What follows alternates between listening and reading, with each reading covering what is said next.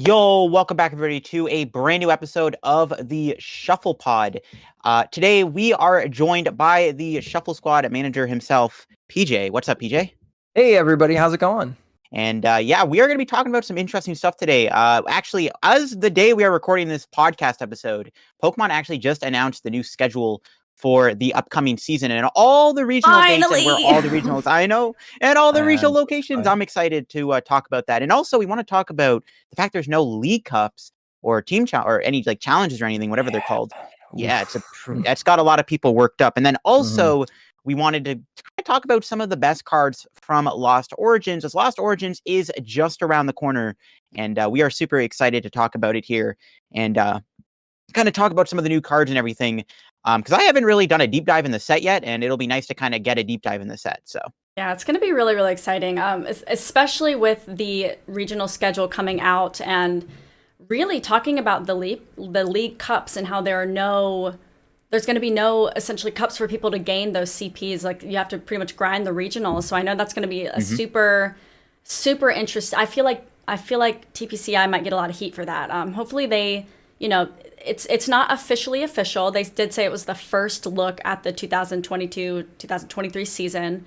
I really hope that they take into consideration that is how a lot of people get their championship points, and not everyone can afford to go to all these regionals. And so I really hope that they kind of look back at that and maybe reevaluate some things there. Yeah, absolutely. I'm definitely excited to get into talking about that a little bit more, talking about some new cards. I'd love to get some new cards in my hands. I really am getting a little burnt out with the current format, but I mean, there's still some exploration, I think. But we can get into that too. But I'm super happy to be here on the pod. I mean, you guys took over the crown. You put the crown on and passed on the wisdom of the Shuffle Pod here, and I think you guys are doing a great job. I appreciate that. Thank you. So yeah, I guess before we get into things, we got to do our little weekly updates of how our weeks have been, and we'll start off with you, PJ, since you are the guest. How has your week been? My week has been pretty crazy. I've been on and off of vacation from work. I work a super boring job in insurance, and then my exciting job is obviously managing the Shuffle Squad. But I've been doing some stuff around the house and, doing the summer things, because it's, when you live in New York where you do see all four seasons, you want to do, season appropriate things when you can. So we've definitely been getting out, going to the beach, going to do some nice warm outside things. I love warm weather, so I love doing stuff like that. Getting prepared for the new Pokemon season. Also getting everybody prepared that's going to Worlds. All of our players on the Shuffle Squad team are out there right now.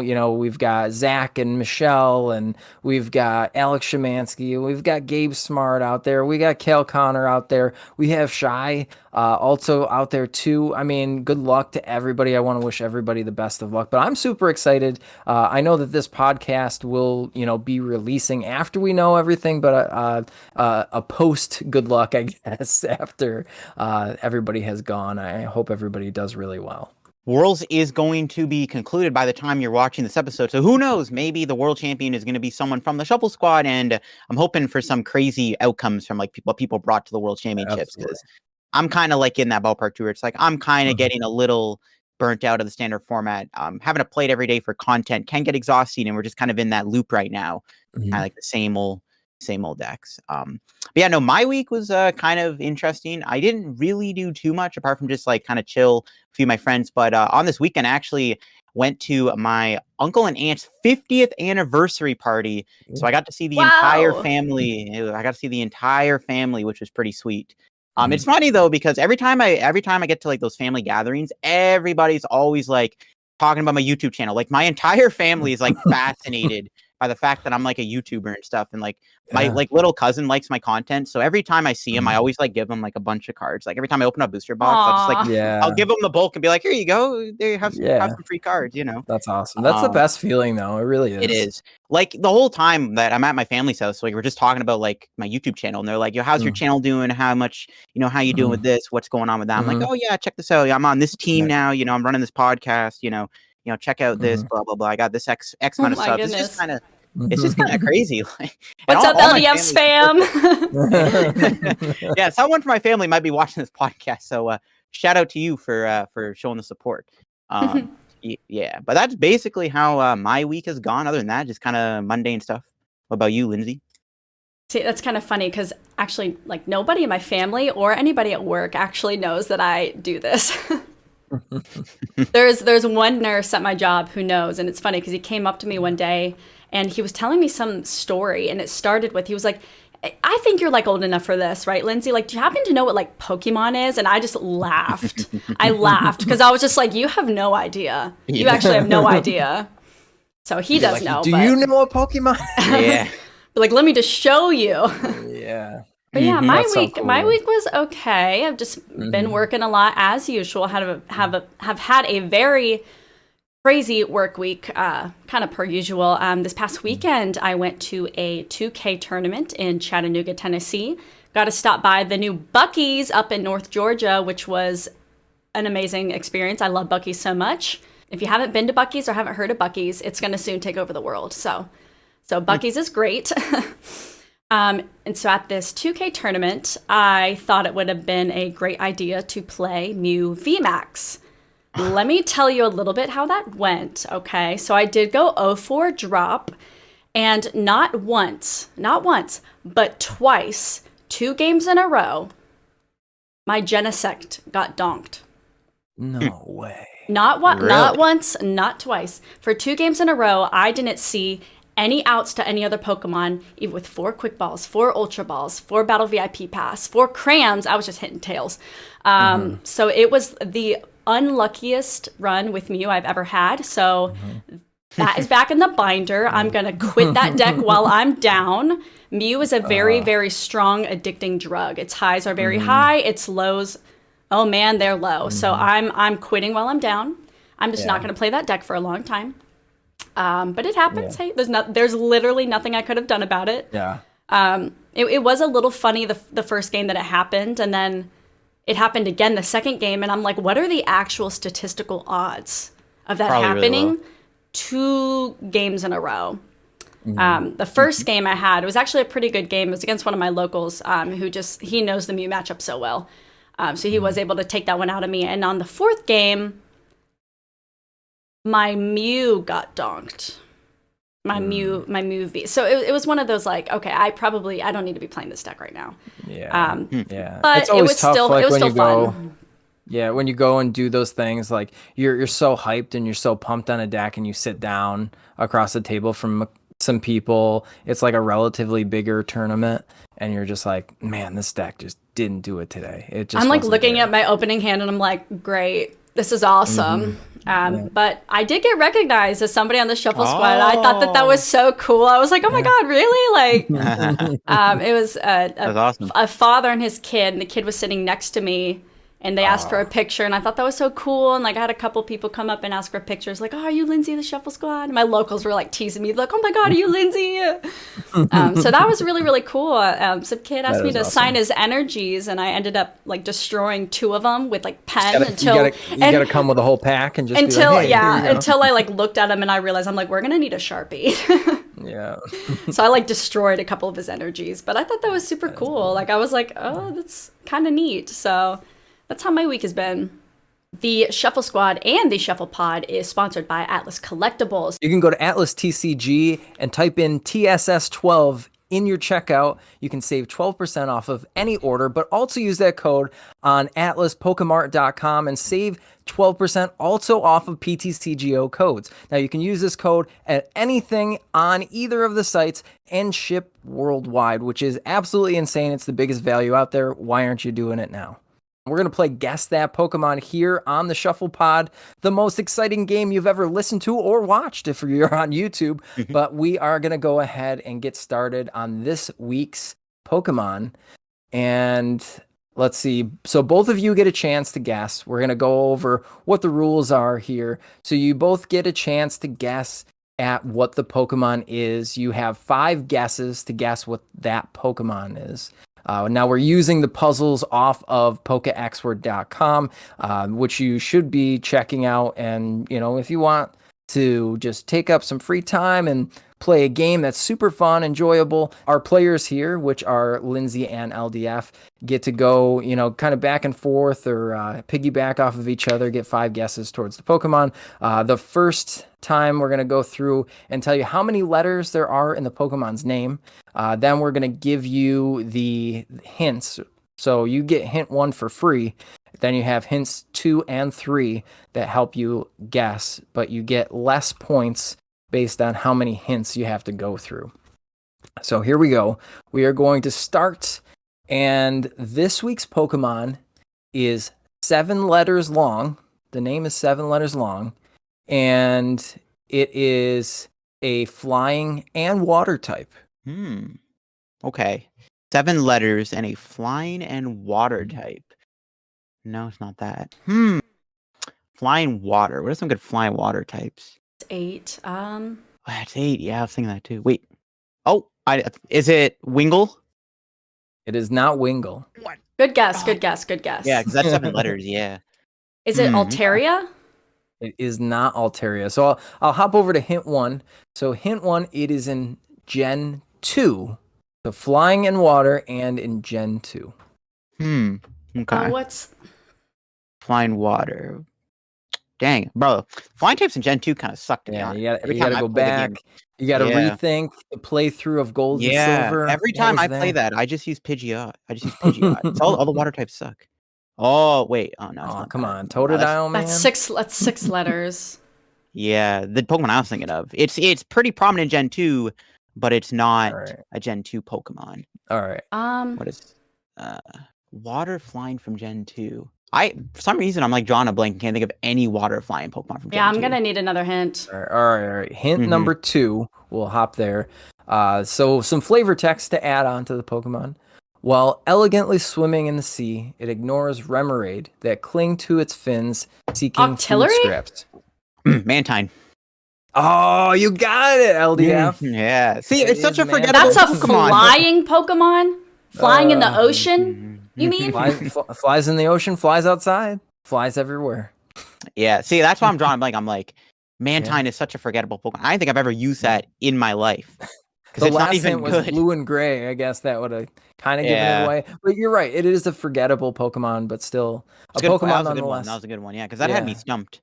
Forgettable I as a mean, I know flying if- Pokemon. Yeah, Mhm. right. Yeah. My Like I've gosh. seen it in some gym leader challenge, decks and Cube. I've seen Mantine in and out of there. But aside from that, I mean, that's pretty much it. I do remember it, like going back, like if I tap into my older childhood memories, I can see.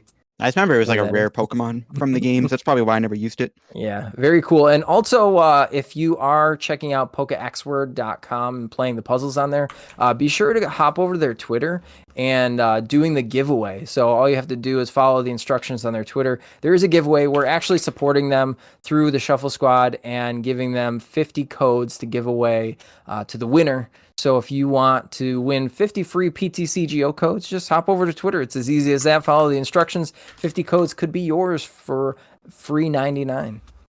For the sweet price of free. Free. So we can go ahead and dive on into the main topics of our Shuffle Pod today. So the first thing is going to be that 2022-2023 season that just dropped. I mean, we already have a regional coming up in less than a month.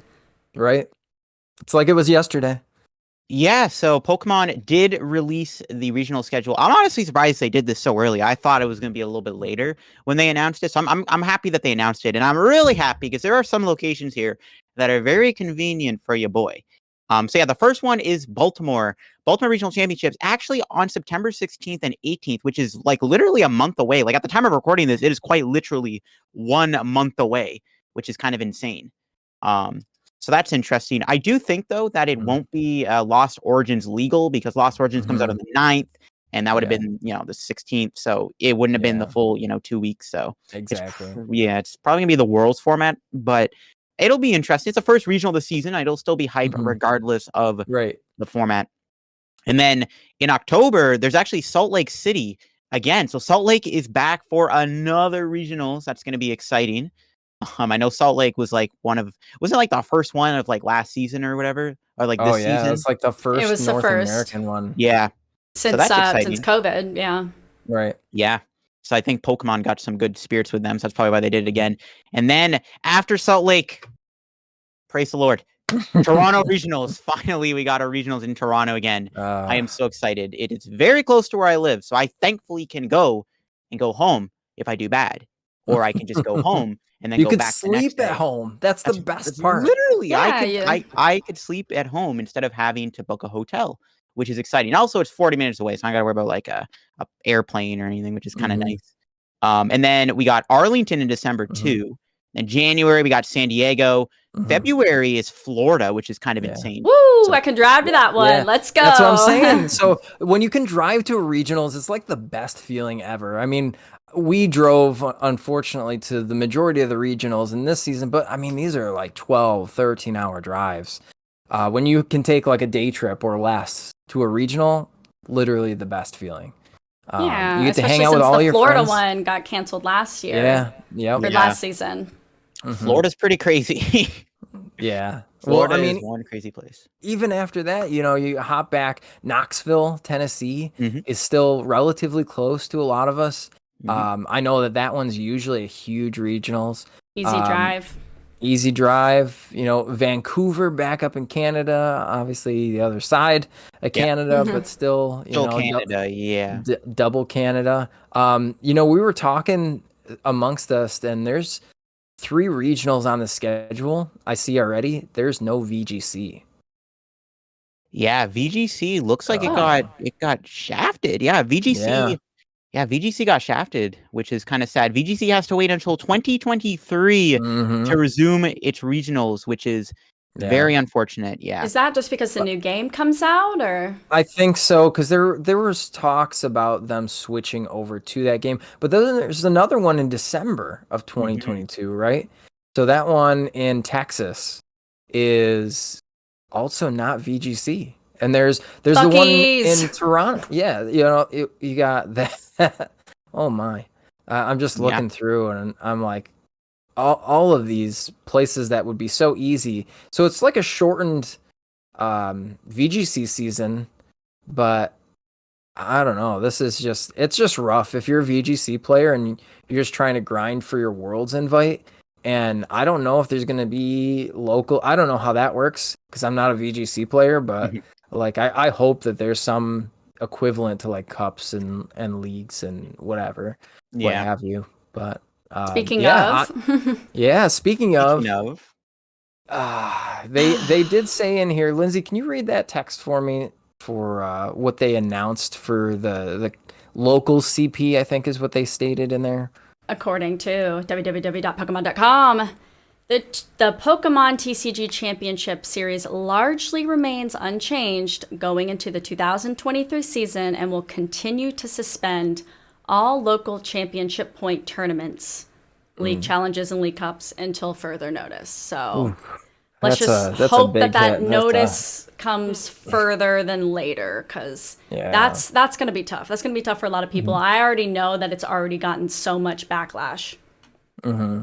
Yeah, the outcry on Twitter has been pretty bad. And I mean, like, to be fair, like, I don't know if this is because of COVID or not, or if there's another reason, but there's a pretty good chance that in 2023 they'll resume League Cups, and maybe they just want to take the rest of the year off from League Cups and stuff. So maybe in 2023 we'll see them resume. But it is unfortunate to see that, like, for the first little bit of this season, there won't be any League Cups. And that's a good way to get CP, because not a lot of people can afford to go to all these tournaments all the time. Exactly. And even when you go, you got to do well too. And it's like, it's just like it's less risky than just going to your locals and playing in a League Cup. You know what I'm saying? So you're better off just going to all 4 of the international challenges and doing it that way. I mean, at that point, I mean, they did announce that too. So November, Latin America is having the first international challenge in Brazil. Then we have the Oceania in Australia is the second one in February. Now, that's the interesting thing, though, that you mentioned, LDF, is that they're looking at rotating at a different point this year. So our whole structure is changing. So that could be the other thing, that maybe the CP is changing too with that rotation. That could be another speculation that causes them to announce that they don't know what the new CP structure is. I know that recently within the pandemic, they changed how the tournament organizers within local game stores are organizing those tournaments. We used to have Tom, which was the tournament organizer software, and now I think it's Pam or something like that. But as far as it goes, there's so many changes happening with the TCG, and I hope for the game that it's growth. I want it to be easier to obtain. But I mean, going to all of these countries for international challenges just to get CP, I'm not mad about it, but I know that that's a lot of money out of my pocket, my family's pocket, the team's pocket. But if somebody's just going for the first time, say I'm Timmy or Tammy, I'm picking up my first Pokemon deck, and I love watching people on YouTube play. I want to go to my locals and play, and I can't get CP to go to the World Championships where, all the hype is built around for a season. I can't play in locals to gain that championship points. I can't get a coach online and learn how to play the game and go to all these things and grind, because I can't afford to go on a 4-hour plane ride here every other weekend or once a month to get to all of these regionals. It's a little depressing to see that happen. I really do hope that they change it around, and it is so early. By the time this podcast released, they could announce something. They could just be holding off because we're right before opening ceremony here at the World Championship. So who knows? Very true. Very true. Yeah, there's some interesting things at the World Championships that they are potentially going to be revealing. I know Hot Chalk posted a picture of a TCG Live booth that's going to be there, which got me a little shaken up. Like, oh no, are they that close to revealing the game? Because I feel like the only reason they'd have a live booth there is because they want to reveal it. Because otherwise, why would you have it? Right. So that's a little sketchy. Also, apparently, if you can redeem like a gold path to peak or something this weekend, and they advertised it as redeeming on TCG Live, not TCGO, which also has me like, And with the new game board update that we talked about last time, there's a good chance that Live is actually coming out like really soon, judging from how they're kind of hyping things up. But it looks like we're kind of slowly revealing things, so could be the end days of TCGO. Yeah, by the time this podcast goes up, who knows? I could be right. I could be wrong. Yeah. Hopefully I'm wrong. Anything can happen in a week. Anything can happen. Let's hope it was just a big April Fool's joke, and and it's all over now. Yeah, hopefully. We'll wake up soon. Yes, we'll wake up soon and keep pinching myself here. Yeah. Lindsay, I mean, for somebody who I know that you're relatively newer to the CP grind, like how does that make you feel looking at that just at a first glance? What do you think? I mean, I hope that they bring the League Cups and Challenges back, because I have heard nothing but amazing things about them. A lot of my friends and locals have just told me about how fun they are, how it's like, I mean, it's an easier way to get these championship points. And when I found that out earlier, I was a little bummed, because I am like going to be taking off some time from work to grind the World's invite for next season. I'm really trying to get, more into the competitive TCG, and that's what I want to do. And now I'm like, well, is it even going to be worth it? Because now I have to go to more regionals than I planned on it, and I'm already going to be going part-time with work. I don't even know if I'm going to have the money to do that. So it kind of sucks. I really hope that they make those changes and that it comes back, because otherwise I don't know, my entire plan for the season might have to change then. Yeah. All of us are trying to get local game stores involved. Like, everybody here has their, favorite local game store. I just see it as like a big hit to those game stores, because that's a big revenue driver, getting people in the door to play CP for a challenge or a cup, and they're buying the product out of the shelves. They're buying the product out of the cases. They go to the stores to play. That's how you went and played for the first time, right? You went to a local game store, and now if they're basically cutting out these game stores just so you can grind a regional at an event center, like, what does that say? I mean, I don't personally think it's COVID related, because how can you say it's COVID related when you're having thousands of people in a convention center together? You know what I mean? Rather than 20 people at a local game store that they go to every week anyways. Yeah, if you that's a want good me to point. wear a mask so I can go play with my friends at a local game store, I'll wear a mask. I'll wear a hazmat suit. I don't Yeah. care. We'll suit Like, up. yeah, right? Yeah, like I wear masks and stuff too, and I wonder if that's what's still going to be what's going to happen this season with their stuff, because I honestly don't know if it's because of COVID or not Yeah. with the local like CP stuff. So I guess we'll have to find out, or it could just be Hmm. season related. Who knows? But it Yeah. is a bummer for sure. Because Yeah. I mean, I'm gonna try to go to as many regionals as I can this year. I want to make Mhm. that my goal, because going to NEIC for the first time was exciting. It was really fun. Yeah. It's It was experience so that fun. like I want to experience again and more often, Mhm. right? Yeah. But it's just like it is a lot of money, and not everyone can afford that stuff. YouTube Yeah. house. Yeah, Shovel Squad YouTube house. It It'll was be so back. fun. It was literally the funnest experience to go with everybody, with you guys, and just enjoy our time together, like hang out, have fun. We had a blast. And I really want to, encourage that for the remainder of the season. We have new players on the team. We have international players, so we can meet up with those people and go to all these things. And it's so fun to just do that. And I mean, I encourage anybody, whether you're into Pokemon or not, like give it a chance and take a look at it. And now you can travel with your buddy who plays Pokemon, and you guys or girls, whoever, get in a car together and go travel to a regional, experience it for the first time. Like, it's just so fun. It literally was the funnest experience ever. Yeah, I'm already like nostalgic for it. I'm not gonna lie. It's only been like it's been 2 months, Right? and I'm like already like, yeah, I'm like super Yeah. nostalgic from NEIC. So Yep. it was a good time. So we're going to talk a little bit about Lost Origin, the newest set that is going to be coming out on September 9th. So for those of you who are newer at the Pokemon trading card game, the Lost Zone actually used to be something from the past. So for me, it's a brand new thing that I've had to learn about. And, I'm like, it's like your discard pile, but it's gone. You can't touch it. So LDF, PJ, tell us a little bit about this Lost Zone and, this Lost Zone engine and this basically new way that the card game is going to be played that's going to be coming out. Yeah, I think the Lost Zone got introduced back in the Heart Gold Soul Silver era of the TCG with Heart Gold Soul Silver Triumphant, I think it was when they introduced it. And the Lost Zone engine basically is like you're just putting cards in this discard pile where you can never get the cards again. And Pokemon have had like different variations of how they've utilized this. Back in the Heart Gold days, we had this card called Gengar and Mew Prime, which were both pretty playable cards. Mew Prime was a very good card, and they both kind of put things into the Lost Zone. There was a stadium card called Lost World, where if you played it, if that player's opponent had 6 or more Pokemon in the Lost Zone, you actually could just win the game. And get cards like Gengar allowed you to throw things into the Lost Zone from your opponent's hand. Mew kind of played like an attacking, like a Lost Zone attacking deck, kind of like similar to how like the new Ditto plays, where it's like something in the discard or Lost Zone you can copy essentially. And then the Lost Zone got retired from there, and it came back a bit later, I think, with the Prism Stars when they came Yes. back in the Sun and Moon era. The Prism Stars were a really unique mechanic where you can only have one in your deck, and if they got knocked out or discarded, they go to the Lost Zone. So essentially, you get one use out of them for the entire match. And there were some really good ones, of course. Tapu Koko, Ditto Prism come to mind. Of course, Victini Prism was pretty good too.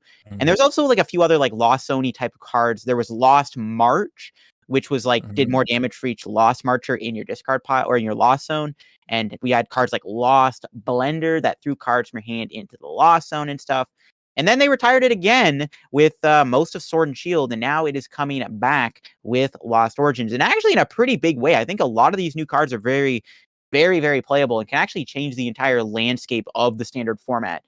So why don't you discuss that a little bit, Lindsay, and kind of talk us through that? Yeah, I've been practicing a lot with some of the new sets, been making some decks, taking some from Tricky Jim, Andrew Mahone, and just kind of playing a little bit, making some videos with them and just trying to get used to the new way to play the game. And it, especially, we're used to cards like Ordinary Rod or Clara and Pal Pad, and we're able to get things out of the discard pile. So me learning how to play the Lost Zone engine was kind of a shift. I had to really learn how to actually really manage my resources better, because I am more of a conservative player. Y'all know I love my Pal Pad. I do love Ordinary Rod. I enjoy the fact that I can discard a card and get it back later. So learning the Lost Zone engine was a little weird for me. I'm not gonna lie, it was a little weird, but we definitely have some really cool things that are coming out, especially with some trainer cards. Oh yeah, absolutely. And I loved, like, Lost March was one of the first decks as I was coming back into the competitive TCG. That's one of the first decks that I built. I built Pikaram because it was cool. but then I built Lost March because it was a single prize deck. You know, you could throw all these things, but management resource is probably the biggest thing I'll say about playing in a Lost Zone format is just knowing your deck. Because if you go in playing a Lost Zone-esque deck or a Lost Zone engine, if you don't know what's in your deck, you're going to fall flat on your face. And that is like the biggest takeaway, I think. And I would love to see some of these cards like continue to be a control-esque element of the game, because as you both know, I love playing control, but Yes, you do. I think I mean, I think even LDF, you showed me a deck that was legacy format that had some Lost Zone cards, and you really have to know when you're using them or how you're using them, and I think it's going to slow the game down a little bit. Yes, for some people. Yes, absolutely. It does slow down the game a lot. It does. Yeah. And it's not just a beat stick style format. That's really what we're in. I think the Arceus deck or Arceus decks with Inteleon, those are probably the most control-y attacking decks that we have right now. But aside from that, I mean, everything else is a beat stick deck. So you go fast, you go hard, you don't care. You know, you just try to drive it home. And then, I mean, I'm interested to see some of these new cards here. Yeah, so one of the main supporters that's going to be coming out is going to be Colress's Experiment. So this is a way to get some of those cards into the Lost Zone early while still being able to draw cards. So this is kind of what we mean when we're talking about the Lost Zone engine. It's a way to go through your deck, play your deck while getting cards in this Lost Zone. And there's a few different Pokemon that have either attacks based off of how many things are in the Lost Zone. There's another trainer card that we'll talk about that like you're able to search energies. And so something else that's kind of cute to point out is that little swirly around those cards, the pink, purple, and teal kind of swirly is how you can identify those Lost Zone cards. So the Pokemon and the trainers and all of that have that little swirly around the border to where you're able to tell, okay, this is like a Lost Zone based card.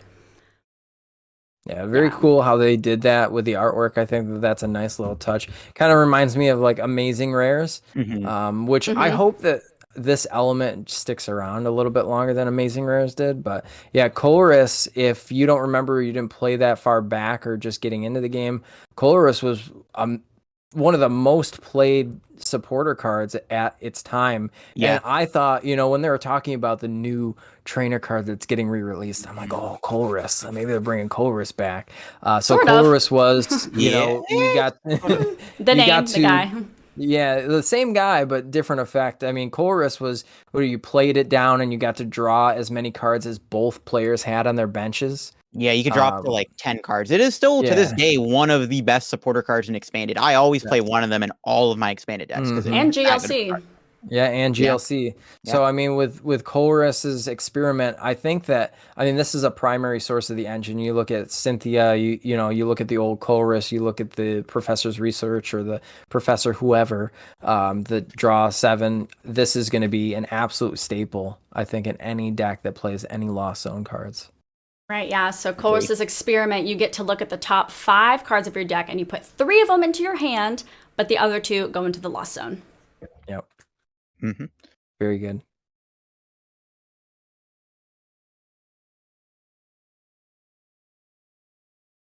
So this is one of those big trainer cards that is really going to change the game, and it does kind of slow it down a little bit because you can't get 7 cards into the Lost Zone super quickly necessarily, maybe, you know, by your second or third turn, but Mirage Gate, and I know a lot of people are talking about this one, Mirage Gate, and so you can only play it if you have 7 cards or more into the Lost Zone. It's basically just like you just search your deck up for 2 basic energy of different types, and you can attach them to your Pokemon in any way you like.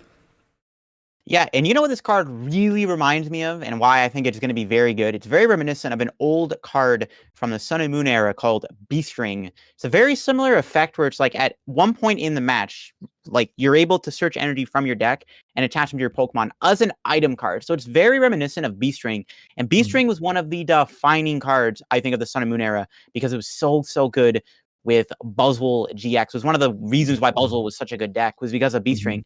So kind of having a similar-ish card back in the format, I think it's actually really unique, especially as it is an item card. Item energy acceleration cards are really good. I mean, Max Elixir, again, B-String were two very good cards from that era, and kind of having another one in the format again is actually pretty cool.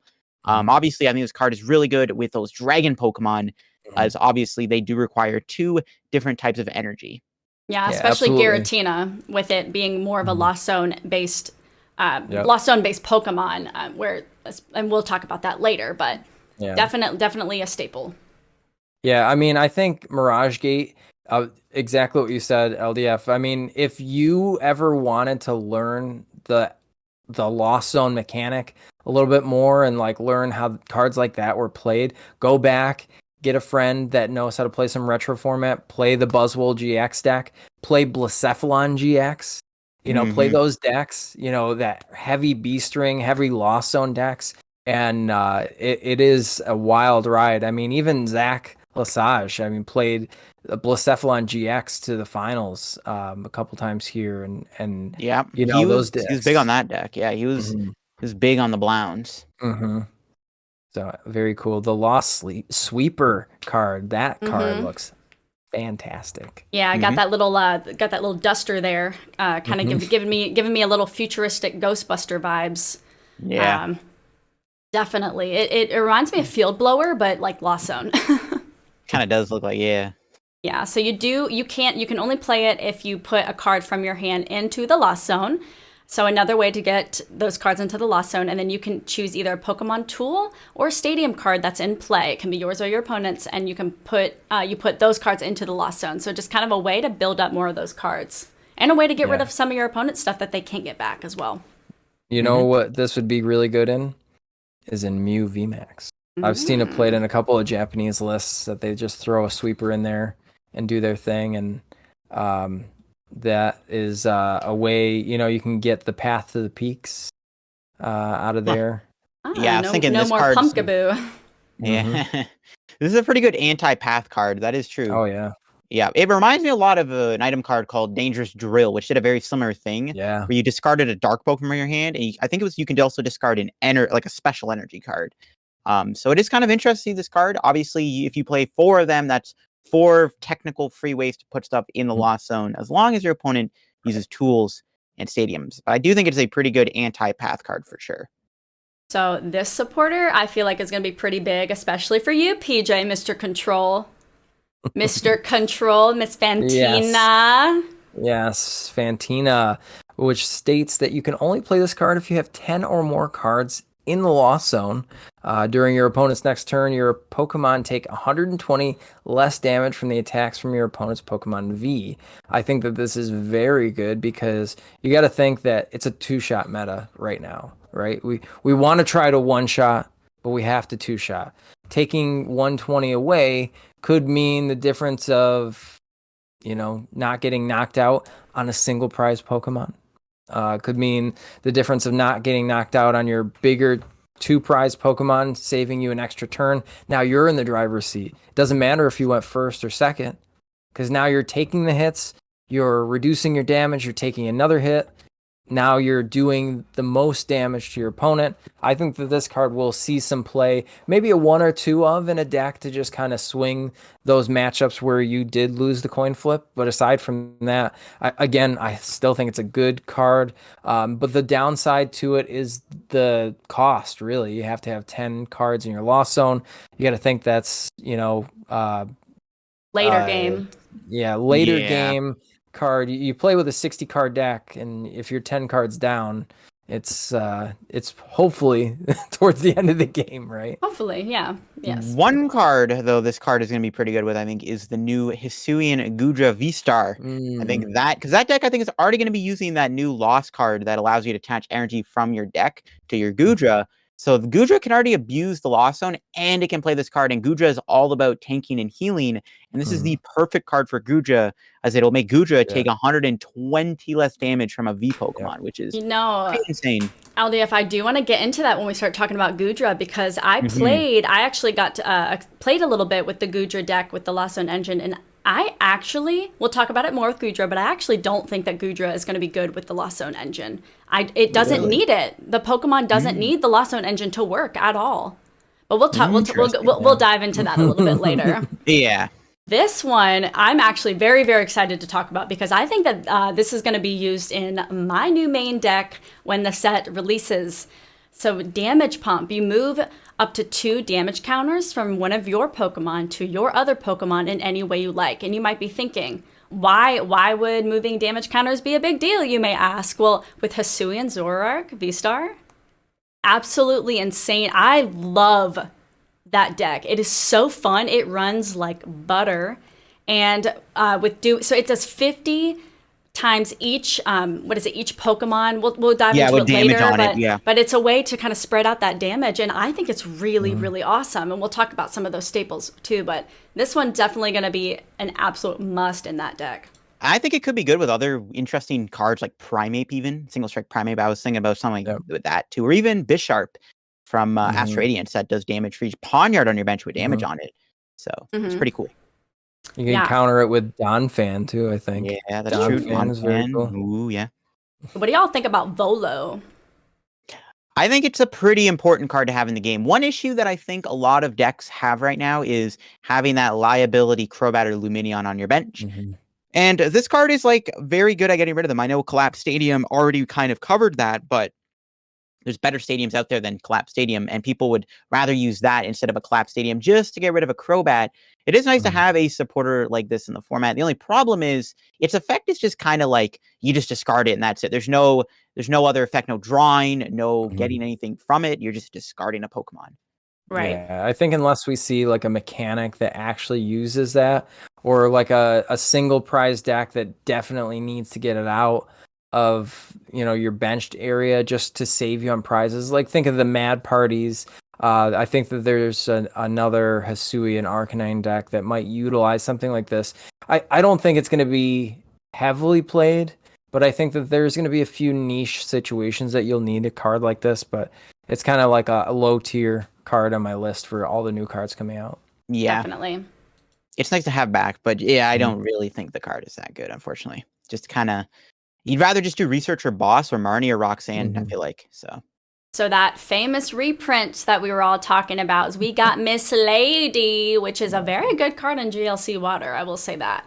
Yeah, you search your deck up for those 4 basic energy cards, reveal them, and put them into your hand. So pretty straightforward, Miss Lady. What was that single prize deck? It's not Kecleon, right? That's energy in hand. There was a different one. Smeargle, yes.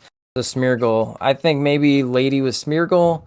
If you're playing some meme decks. Yeah, I've tried to make Smeargle work with like Eldegoss V, which gets you 2 energy out of your deck. You can play all those other cards, but yeah, Lady's just kind of like, I feel like it's just a card that it's nice to have because there may be a good way to play it, but it's just kind of like, I don't think it will really see that much play. Like it's good in like those Rain Dance decks, but other than that, yeah, it's just kind of not the greatest, unfortunately. Yeah. So a couple new stadiums that are coming out. So Lake Acuity, all Pokemon that have water or fighting energy attached to it take 20 less damage from the opponent's Pokemon's attacks. So I think that this would actually be good with Goodra. Preventing just a little more damage being done to that dragon. Oh, it's that have the energy. Yeah. So the energy, not the type. That's energy. Cool. Yeah. Right. This could be, obviously, I think one good place this deck might find a home in is, of course, Palkia. It kind of makes Palkia a little better in a way, because now Palkia has essentially 300 HP almost. Like it basically does. With Palkia, like you don't run into the issue where like you have to have a specific stadium in there. I think all the stadiums are like tech cards. Yeah. So it's matchup dependent. Yeah. It's all what's good in the meta. I'll throw this into my Palkia deck because I have room and go from there. So yeah, maybe if it saves you from taking that one hit knockout by the 20 damage, maybe if you're playing like a heavy big charm or something like that, that gives you more HP just to prevent the one hit knockout. Yeah, maybe we'll see one of these cards in there. Yeah, and that 20 damage can be pretty big, especially with DTE taking away the 20 damage as well. I mean, it could hit some. We could see some interesting math where it kind of lines up to be those perfect numbers.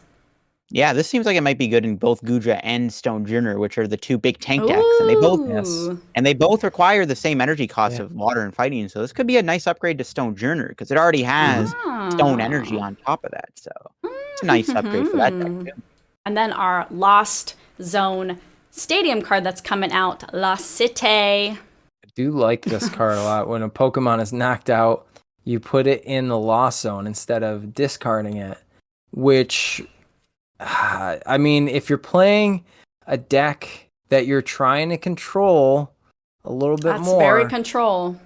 Yep, that's really, because think about it this way: if you know you're going to knock out your opponent's Pokemon, and if they ever recover that Pokemon in game, you're done for. You slap this down on that same turn that you're knocking them out. Now you know it's never coming back for the rest of the game. So very powerful card. I don't think you'll see it stay in play very long because people will try to get this out of there, because that's very scary. If you can't recover some Pokemon that might be pivotal to the game, you might be feeling pretty bad towards the end of the game here, getting those Pokemon back. So specifically like single prize decks where you generally have to recycle Pokemon a lot. Radiant cards, like Radiant Charizard. Radiant, exactly. Ooh, yeah, Radiant that could be a cards. big one. Yeah.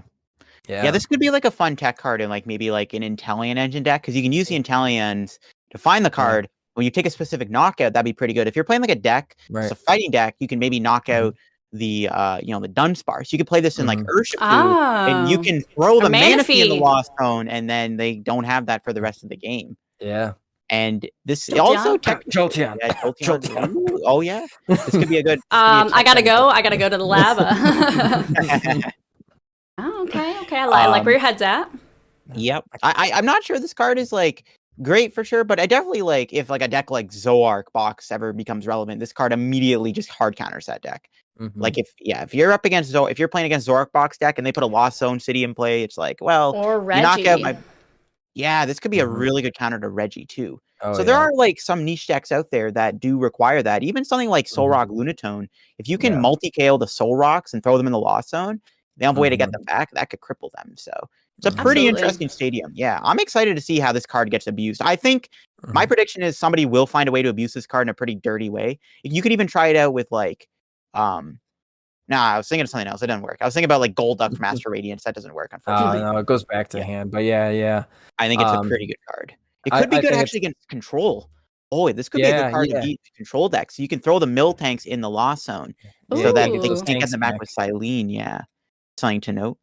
Or you could even use this.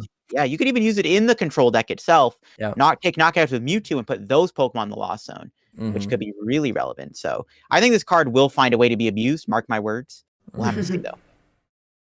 Yeah, so we can, before we get into the Pokemon, we can talk about the one special energy that is coming out in this set. I love this special energy. I think that this is actually a really, really great energy. It does provide a colorless energy, and if the Pokemon this card is attached to is knocked out by damage from your opponent's attack, draw cards until you have 7 cards into your hand. I mean, that's just like a better lucky energy. It's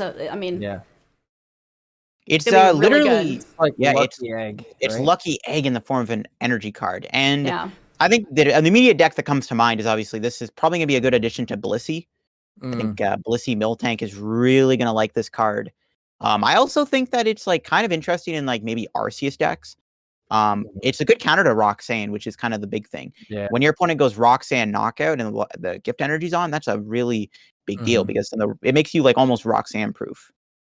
Yeah. Definitely. Or even the Muse too. Like, will we see it in Mew? Probably not, because it's too slow of an energy for that type of deck. But I mean, you could see it in something like that because Marnie Path, Roxanne Path, all of the above is really what stops you from playing a game. And if you can counteract that, yeah, for sure. I definitely see that there. Definitely. Well, we can go ahead and dive on into the Pokemon. The meat of it all. Yes. The Pokemon. Yeah. The best part. So I think definitely the most hyped up, most talked about V and V-Star of the set is definitely, in my opinion, going to have to be Giratina V. I think that that's the most talked about card right now.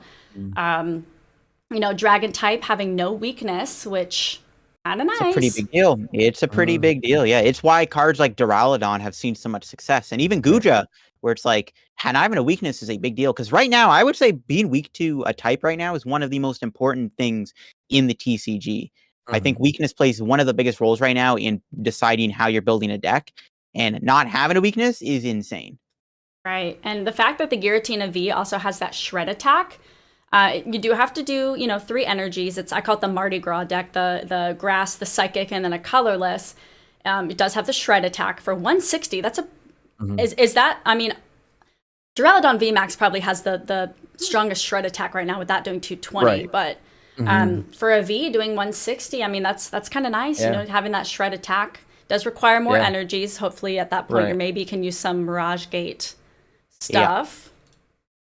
But the V-Star, definitely, I have to say, very strong. Yeah, Giratina V-Star is without a doubt maybe the best V-Star in the set, or even one of the best cards in the set for sure. Very powerful card. As you can see, it does do that sweet spot of 280 damage. Love that number. Yeah. So it's taken out those V-Star Pokemon in one swoop. Now, what's the downside? What's the downside is you get to put 2 energy attached to your Pokemon in the Lost Zone. Now, it's very specific here in this translation. It does not say 2 energy cards, but 2 energy, which means that you technically could attach a DTE, slap a Choice Belt on this bad boy, and still hit for a decent number of 290 damage, right? Yep. And put 1 energy in the Lost Zone and keep on swinging. Yeah. Mirage Gate, attach a DTE. Yep.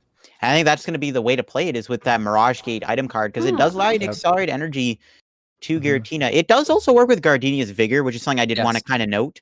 So maybe we'll see like a turbo Giratina deck with Gardenia and a Mew engine, because I've already seen people experiment with that with like Delmise and stuff. I've even tried it a little bit myself. And honestly, Gardenia might actually be really good with Giratina, because it could let you attack on the second turn. Yeah. Right. And I miss Delmise too. I think Delmise VMAX is very cool. And there's not a lot of fire Pokemon that I saw, but yeah.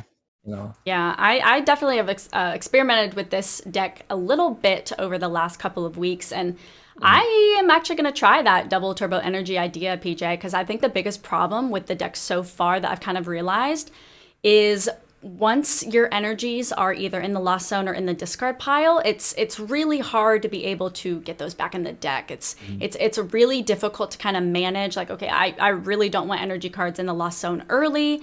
And it can be a little tricky to kind of navigate, to where you have to really make sure that you're spending those energies wisely. So I think doing the DTE is going to be, and it is a little slower to set up, but once you're set up, it's nearly impossible to beat. Yeah, Giratina hits really good. It even has a pretty good V-Star power too. Star Requiem. What a cool name.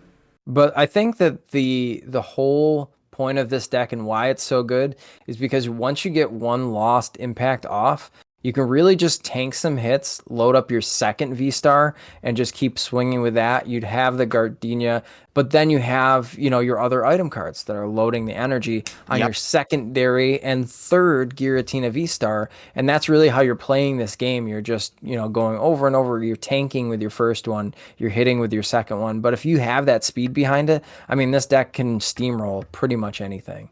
Yeah, and especially if we're not able to one-shot things. So what happens when we got 10 or more cards in that Lost Zone, which is, we're putting energies in there after we attack with Lost Impact. So like what, it's 1 less energy.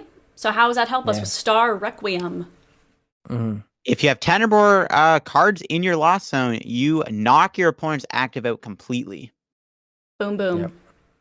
And this could be a great way to finish the game off. It almost creates like a checkmate scenario, basically, where if you have that scenario open and you maybe have like a boss for game or something, you do have the ability to just kind of checkmate your opponent.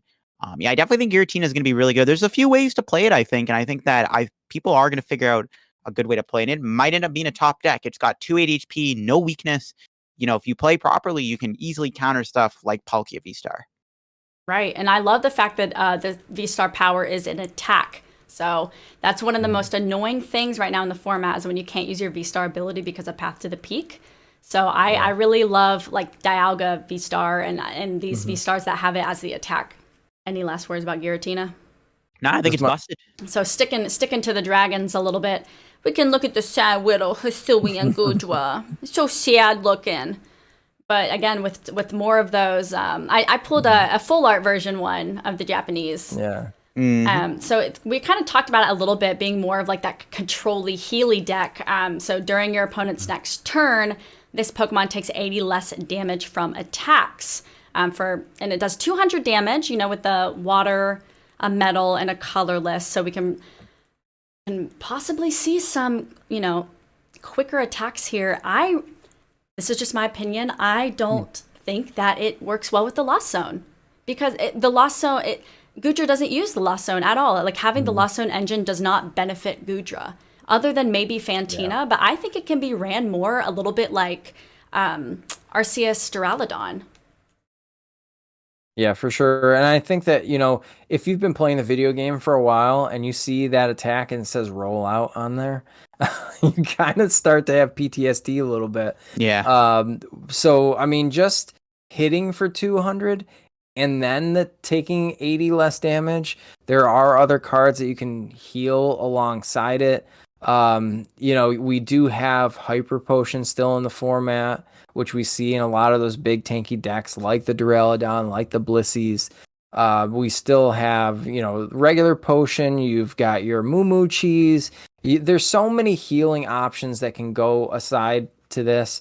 Yes, I think maybe getting some cards in the Lost Zone could be fine in a deck build if you're going to play it with, the new supporter to tank the extra 120. Do I think that that's the most efficient way to play it? No, probably not. I'd honestly say play it with like what's the one that came out of Champion's Path there? It's like Suspicious Food Tin.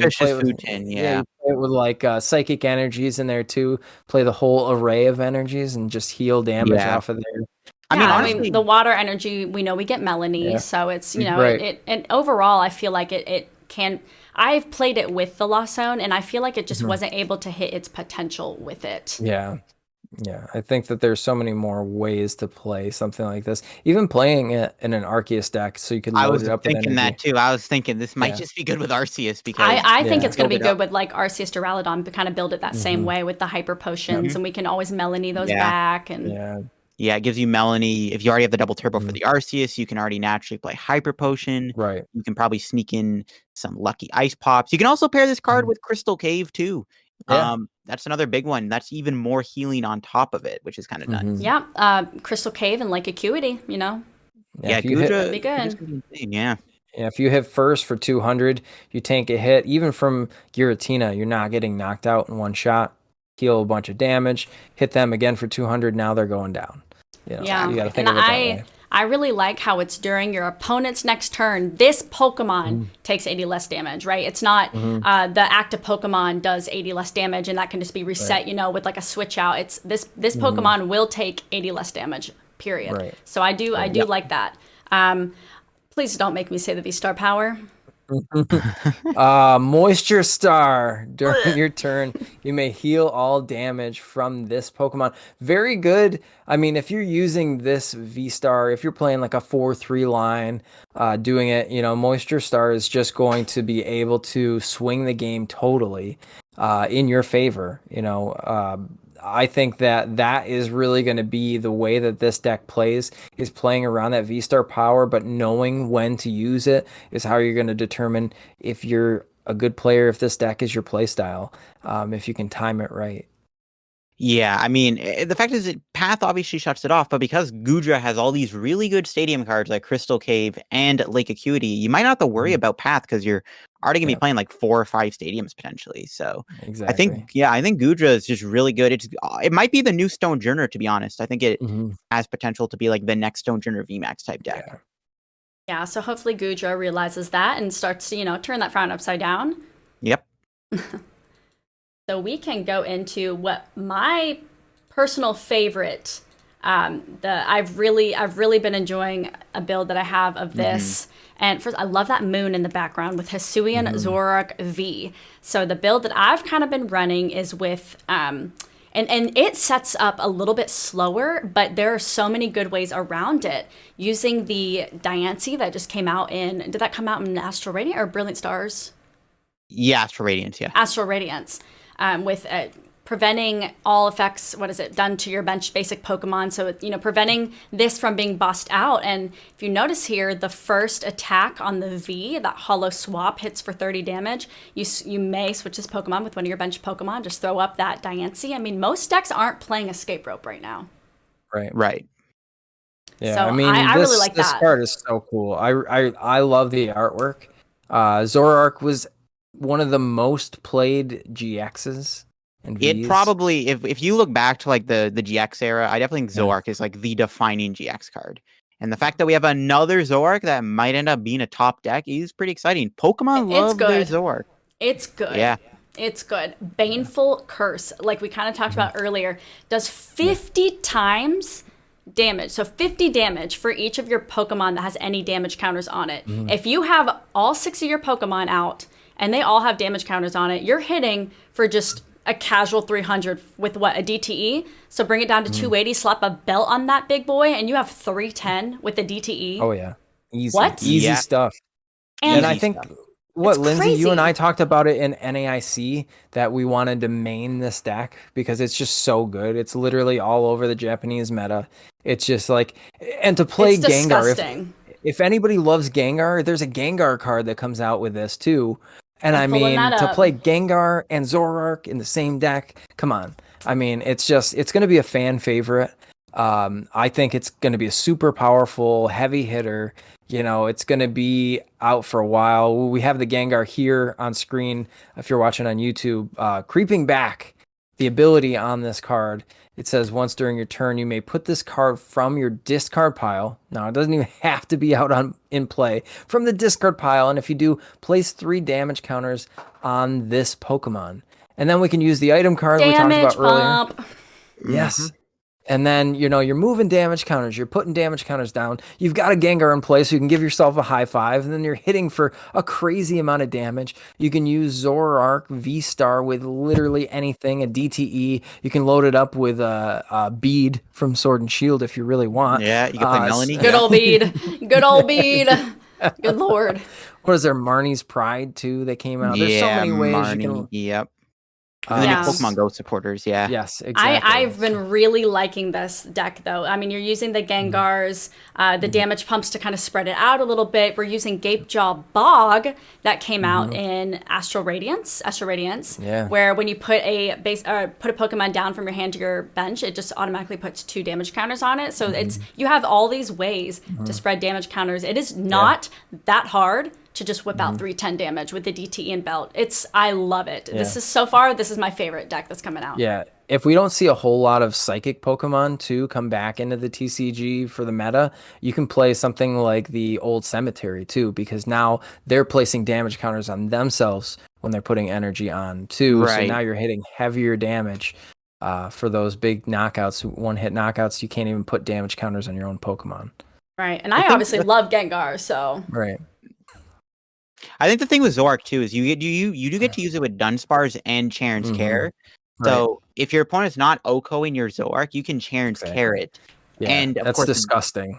Yeah, that's one of the things that kind of scares me. It does have 270 HP. It's actually a little bit weaker. There's a lot of 240 damagers out there like Corviknight and Dhelmise that maybe could counter the Zoroark pretty well. Actually, 270 HP is very balanced, I think, instead of 280. And I think Zoroark definitely will be good. I mean, out of nowhere, you can pop off. I think you do have to kind of figure out a game plan against Palkia, because Palkia is able to kind of play into your Gengars. And, as long as you get like the first knockout with Zoroark, I guess you're okay. But the Palkia matchup, I think, is the only thing that kind of throws me off about the deck a little bit. But if you can beat Palkia, then I was going to say the version that I've been playing is definitely a lot more of like a turbo, faster build of it. No Charon's Care, actually. And it's just going for straight, like, I'm going to get my knockouts because it can one-hit pretty much anything.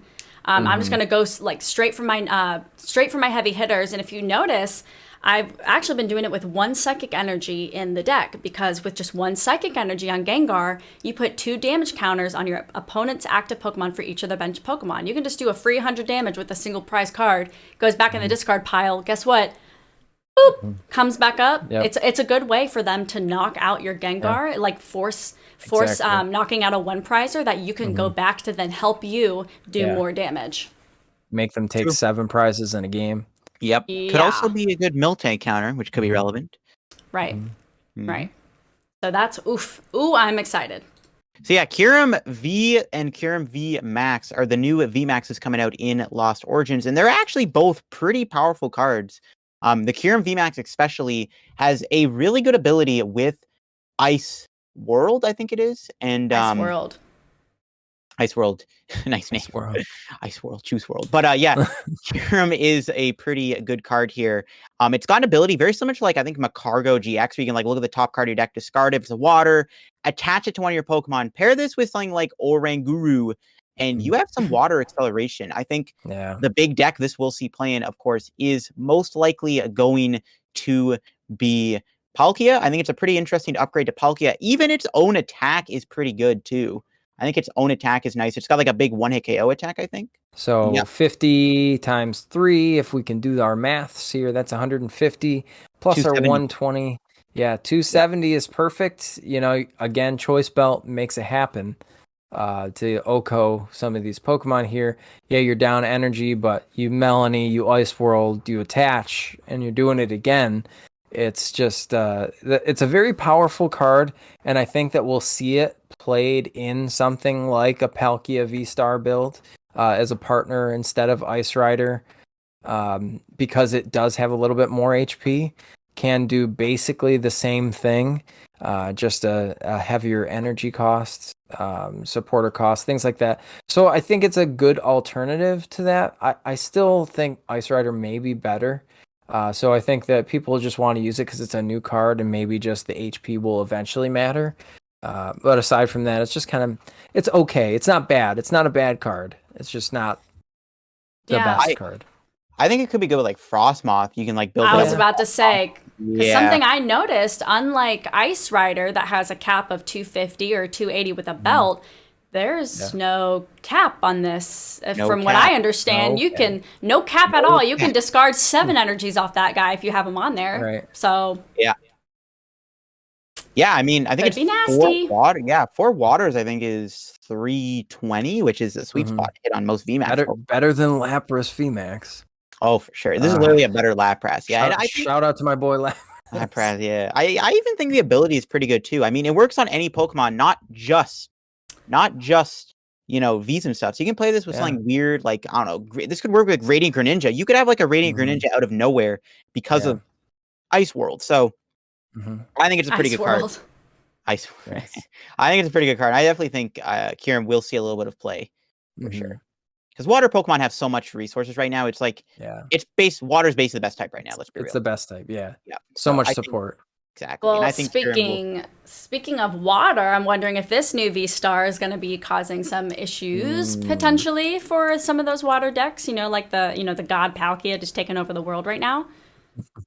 Yeah, so Magnezone does have the attack Magnet Grip for a lightning and a double colorless / double turbo. Does 180 damage. Search deck for up to 2 item cards, reveal them, and put them into your hand. So basically the idea behind this card is it's not like, it's similar to like Togekiss VMAX where you're grabbing 2 items. The problem is it's only item cards. Now, there are good items you can grab. Of course, the first one that comes to my mind is Crushing Hammer. So you can play with like Crushing Hammer, Fan of Waves. You could play with like Team Yellhorn or something.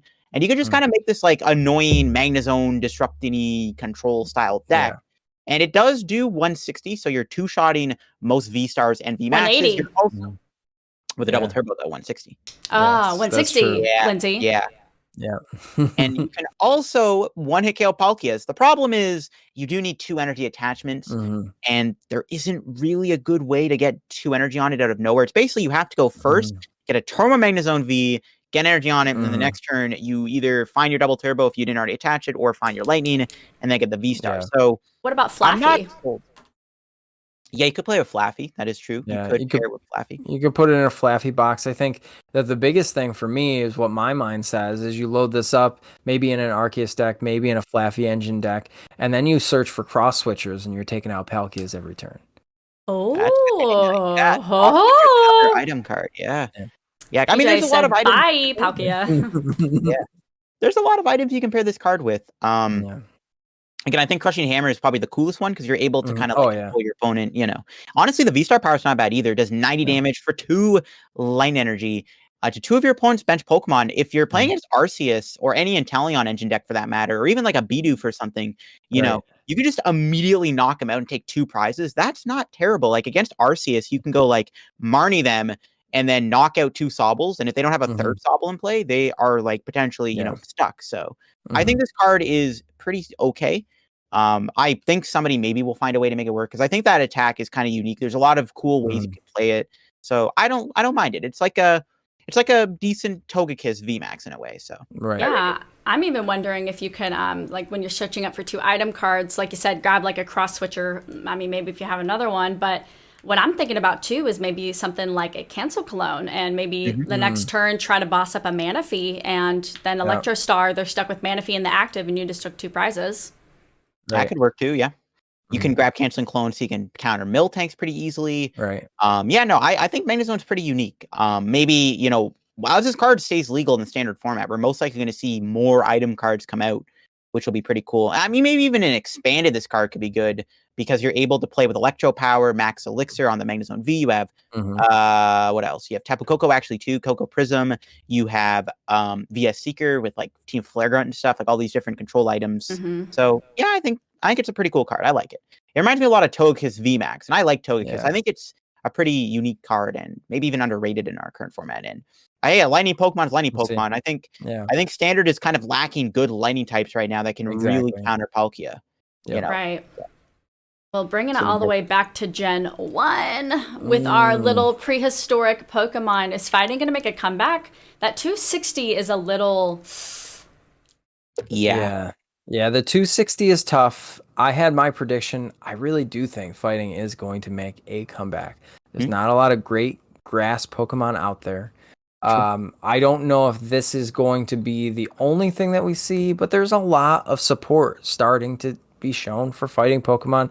And then going back to, what LDF was talking about with the Beast Ring mechanic, the Lost Zone mechanics back from Sun and Moon. It's all a circle, it travels back, everything comes back in. Water has its time to shine, and I think that that's how it kind of led into some of the fighting have its time to shine. We inevitably saw fire come back in, and all of this, but I do think there's some cards that aren't used right now. There's Grant that's not being used. There is the pickaxe there that's not being used. You don't see that little baby Lucario, but I really think that the V-Star power on this card drives it home, and the full art's beautiful. I don't know if you've seen the full art. Yeah, the All-Star Aerodactyl is pretty nice. That's like the chase card, I think, of the set. Yeah, so you're hitting for 240, or 220 if you have a fighting energy and a DTE on it. Lost Dive, so it is going to be one of those Lost Zone engine cards. The downside with doing that much damage in a turn is that you have to put the top 3 cards of your deck in the Lost Zone, so you don't really get much of a say. It could potentially be a little, little scurry depending on what you top deck there, but I have to agree that the Ancient Star is kind of insane. Actually insane. Like, I would even consider running just this for the V-Star power. Yeah. Absolutely. Yeah, this is a really unique V-Star power. Ancient Star, which is an attack. As this Pokemon is in play, it gains an ability. Your opponent's Pokemon V in play have no abilities. So if you're playing against Mew, immediately this card is an instant at the peak that stays in play for the entire game, as long as Aerodactyl's in play. Also, of course, it's good against Arceus. If you're going first against an Arceus or even a Palkia deck, any deck that relies on that turn 2 V-Star power, this can be really deadly against them because you're able to completely shut it off and prevent them from being able to do Starbirth, which will make those matchups kind of interesting. Definitely. Be scary. That's actually very scary. Yeah. I think the in-play part is a little weird for me because, once it gets knocked out, then fair game with Yeah. everything and the low HP. I think that there is going to have to be some really, really good deck builders to build something around it. But if you really just pull that off, like say you go turn 1 boost shake or something like that and get it into play, and now you're just attacking, it just can swing the game, especially if you're going first. It's just going to be so tough to play around if that gets off. Yeah, Absolutely. it reminds me a little bit of Garbodor, Garbotoxin in that sense, where you're basically just like shun off those abilities, and it's only on V Yep. Pokemon, but you're still shun off like Luminions and Crobats. It can be pretty crippling to even like a Turbo Engine deck where they have to rely on those Crobat draws to give them more resources. So definitely an interesting card for sure. I think Aerodactyl be a card that some people will try to make work. Maybe in like a control deck too. Could be like a control-y kind of card. Put a 1/1 line in like a Zoroark V-Star box. Yeah. And just shut off abilities and switch it out after it tanks a hit. Yep. I mean, it does make it susceptible to boss, which is a problem, but it is still pretty strong nonetheless. If your opponent has a weak start too, you can also punish them for having a slow start, which is another big thing. So definitely pretty good. Another V-Star combo is going to be Drapion V. So I just have to take a minute to talk about this art, because how cool is this art? And then you have like this derpy looking Drapion, like yeah. The art, like the art of this card is so cool, and then you just like look at Drapion's face and you just can't take it seriously anymore. But I thought this was kind of interesting, this wild style ability. I think it's just so cool to see them incorporate a mechanic from a prior couple of sets, because Pokemon synonymous for doing this is that they come out with a mechanic, they have it for like a set or two, and then they just drop it. Now here we are, how many sets between where like Rapid Strike and Fusion Strike, all that stuff came out a while ago. Now they're reincorporating it into these cards at a lesser amount, yes, but also including Lost Zone cards. And now we see something like this. It's basically a Mew VMAX killer. They said, all right, enough with Mew VMAX. Let's print this card instead, and just make it good. And I think that with Drizziles and the Drizzile engine playing so many Sobbles, this will be a decent card to tech. You don't see Single Strike anymore for good reason, but yeah, literally.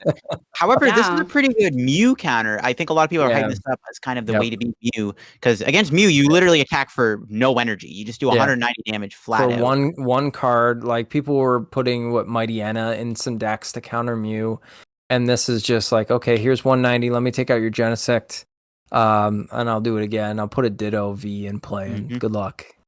Yeah, so that wild style, pretty much the Pokemon's attacks do costs 1 energy less for each of your opponent's Single Strike or Rapid Strike or Fusion Strike Pokemon in play. So like we said, literally a Mew killer, does 190, typically for 4 colorless energies.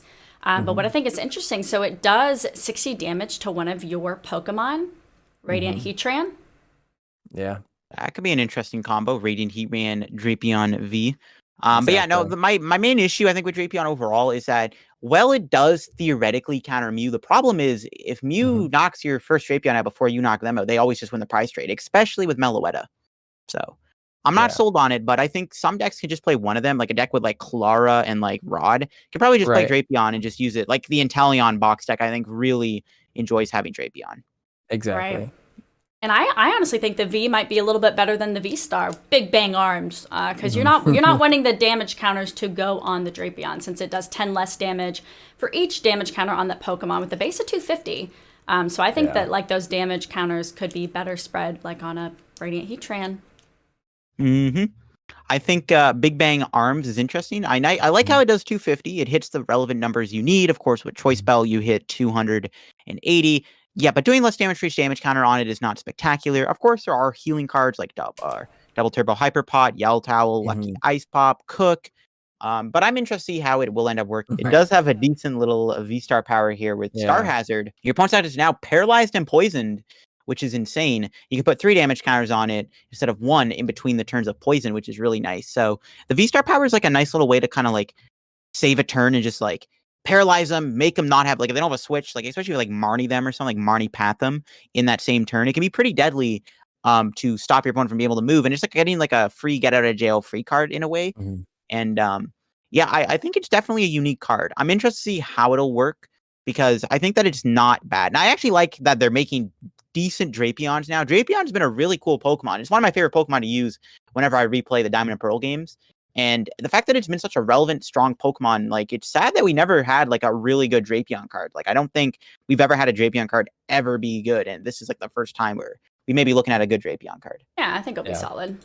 I think that it looks like a really good pre-release card.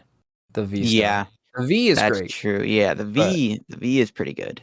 Paralyzing in pre-release. Have you ever paralyzed somebody in a pre-release? No, but I imagine there's no switches most of the time, right? It's very fun. That's pretty dirty. So we are getting a new Radiant card that's coming out, which I think will do well in Goodra.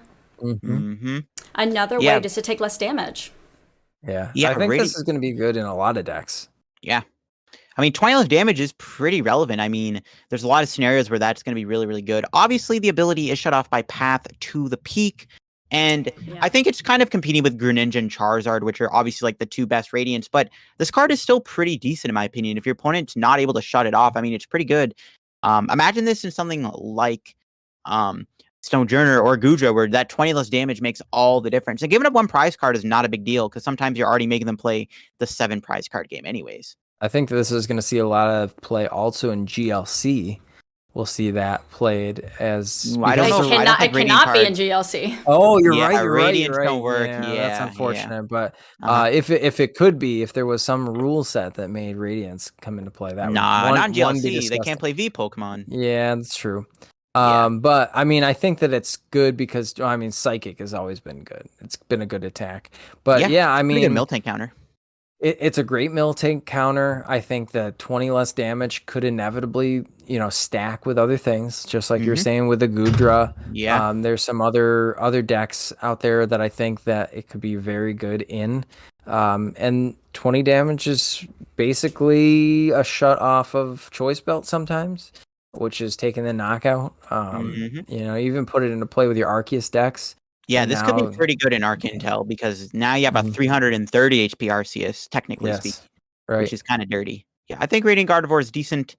There are some ways to play it. Of course, being shut off by Path and competing with Greninja is already a big deal. Like Greninja alone, I think outclasses it, but there are decks that can play, and I think people are going to figure out ways to utilize it where having that extra bit of bulk is going to come in handy. Yeah, well, you guys, we definitely talked about a lot of really cool new cards today. I'm definitely excited for the new set. I think we all could use a little bit of a refresher.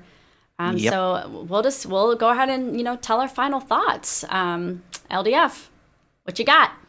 I'm excited. I'm looking forward to the new set coming out on September 9th. I think it's going to be coming out on September 6th. In September, because I'm pretty sure that they release the sets now on the Tuesdays on TCGO because they used to do it on, the Thursday. But it's definitely a pretty good looking set. A lot of new game changing cards. I'm excited, especially with these new tournament regionals coming up and with Lost Origins most likely being legal for them. It's going to be fun to see what the meta is going to be like. And I'm excited to theory craft and test out some decks from the new set. I'm excited to make content on it, stream it, and make videos on all the new decks, as always, and come up with cool rogue ideas. I've already thought of some cool concepts with some of these new cards we were just looking at and came up with like cool combos in my head. I'm like, okay, that could be a fun little video. Absolutely. PJ, any final thoughts? Yeah, I mean, I am super excited. I again, want to congratulate everybody that's made it to Worlds. I'm excited to see what the outcome is there. Definitely looking forward to playing in real life. If you are listening to this podcast and want to learn how to play in real life, make sure you're checking out all the things that the Shuffle Squad has to offer for you. A lot of coaching elements, a lot of, videos and playthroughs and gameplay. Make sure you're checking that out too. Definitely shout out to the pod here for providing super awesome, not only info, but really cool thing to listen to every week. But I am just excited for the new season in general. Same. I'm really looking forward to it. I'm glad we have a big tournament in Toronto, which is nice and close to where I live. And I'm glad that things are getting back. I hope that League Cups can also resume and that matter gets sorted out and everything. But I am looking forward to it all. And the future is looking bright. It definitely is. And Again, thanks everyone who has made it this far and who is listening. We really appreciate your support. Again, go check us out on the YouTube channel as well. If you're watching on the YouTube, hi, welcome. Check out some of our other videos. We have a lot of really awesome content creators. And I think that's going to be it until next time. Yeah, think so. You got anything left to say, PJ? No, thanks for watching again. Make sure you're hitting the like button, hit subscribe. Check out our sponsors below. We'll catch you next time. These people here, these wonderful people, will catch you on the pod next week as well. And thank you for being the best part of Pokemon. Peace out. Check out the Late Night Series Season 6, brought to you by myself, Zach Lesage, and the Shovel Squad. We're going to be running a bunch of sick events for the Pokemon community, and they start on August 30th. So one thing you might be noticing here is that there's an EU time and an NA time. We have one at 12 p.m. Eastern, which works out to about 5 p.m. in London, and then we have one at 7 p.m. Eastern, which should help out a lot of players on the West Coast play in this event. That being said, we still have a lot of cool things going on. Expect similar prizing that we've had for other Late Night Series events. Expect better staffing, expect better tournament experiences, and of course we do have a stream going up for this season as well, and I will be streaming the event on Twitch. That being said, we have the whole season up on the Play Limitless website. Late Night 51 all the way through 70 runs until we hit the Invitational on November 5th. So check that out, sign up today, and support Zach Lesage Events and the Shuffle Squad. See you there.